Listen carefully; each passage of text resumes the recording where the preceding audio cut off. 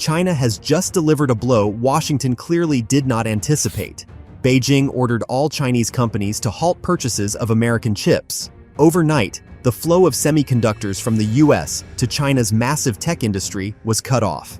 The first consequences are already visible. US Treasury Secretary and former Wall Street star Scott Bessent is reportedly in panic. Donald Trump believed he had crafted a clever plan. He eased restrictions so Nvidia could sell its new H20 AI chips to China, convinced that Beijing would line up to buy.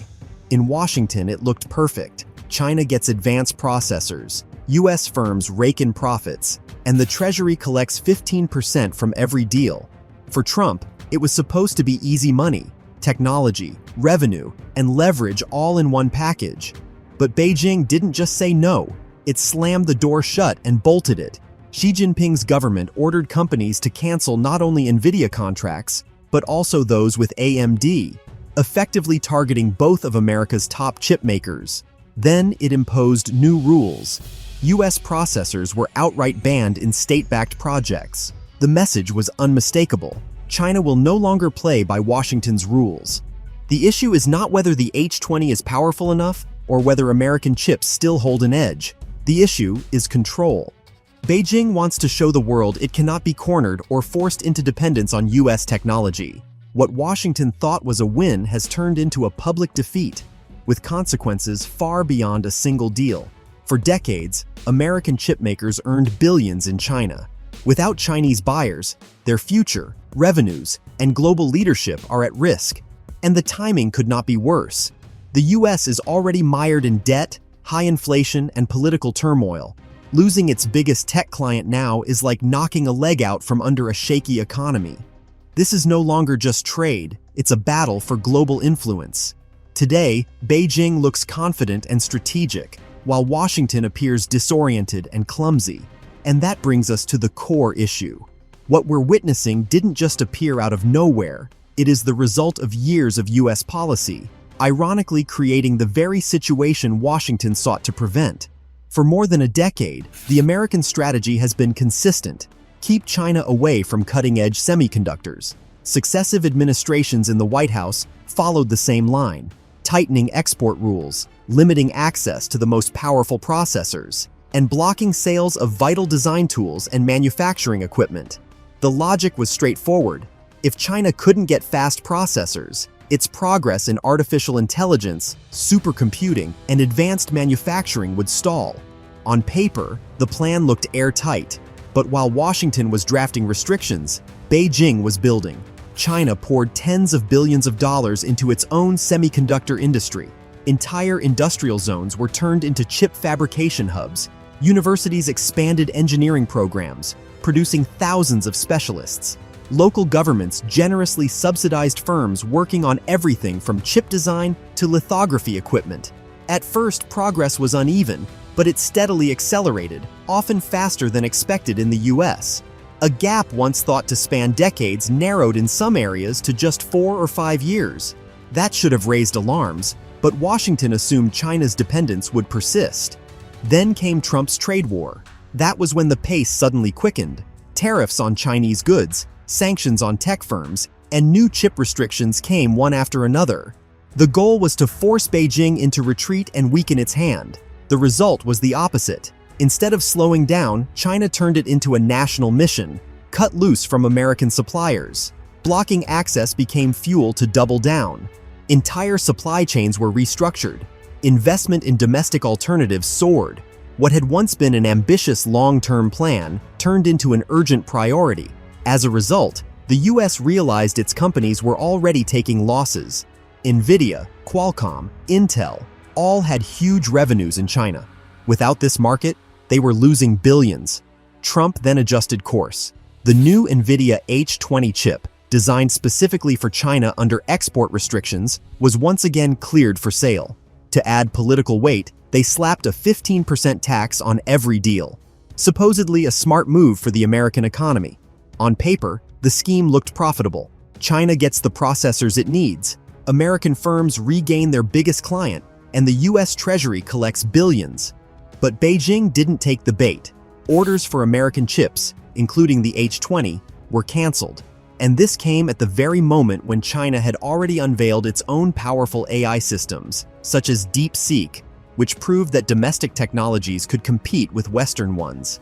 That debut rattled the industry because it confirmed Washington's worst fears. China no longer has to wait for American hardware to move forward. And let's not forget, the H20 is not a full-fledged product, but a stripped-down version deliberately weakened under US export rules.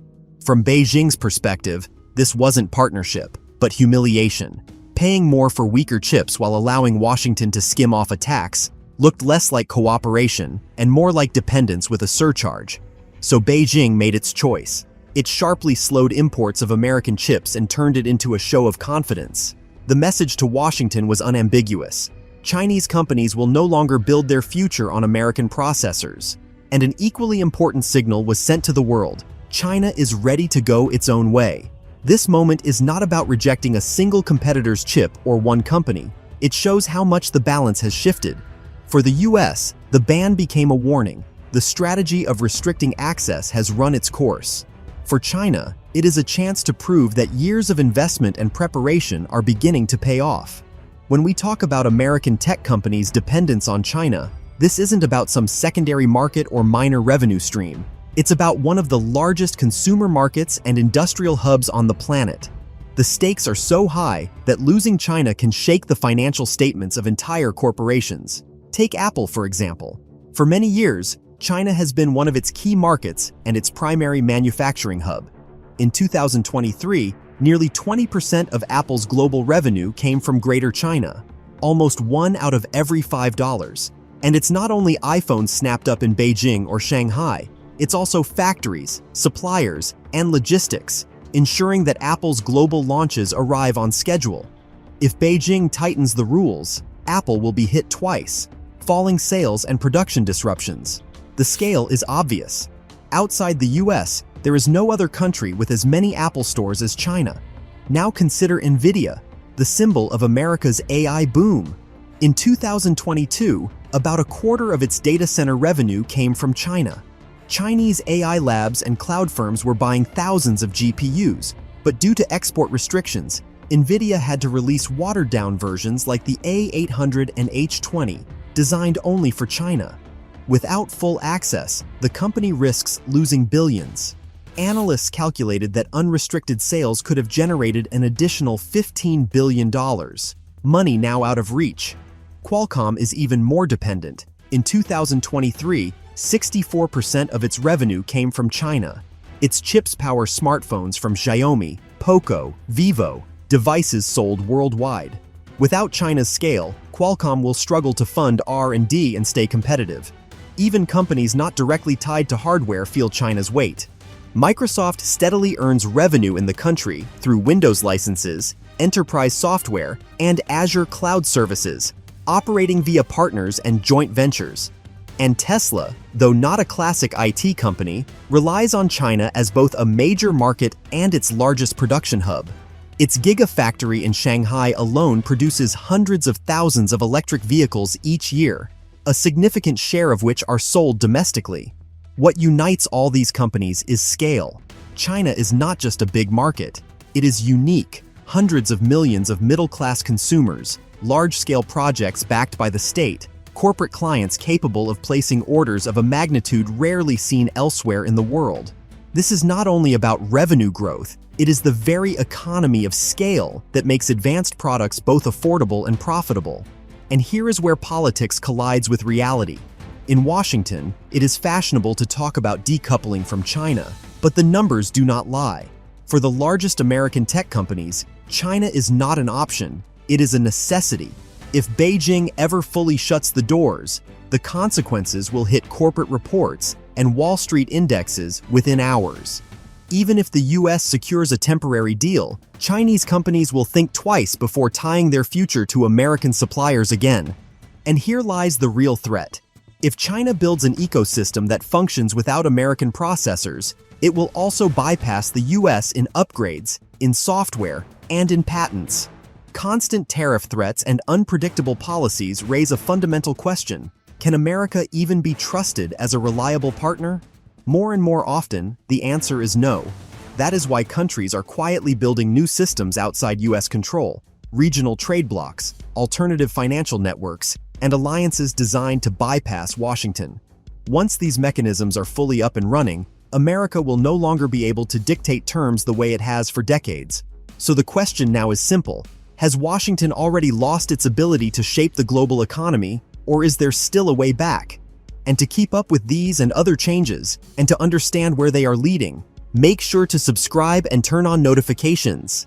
See you in the next episode.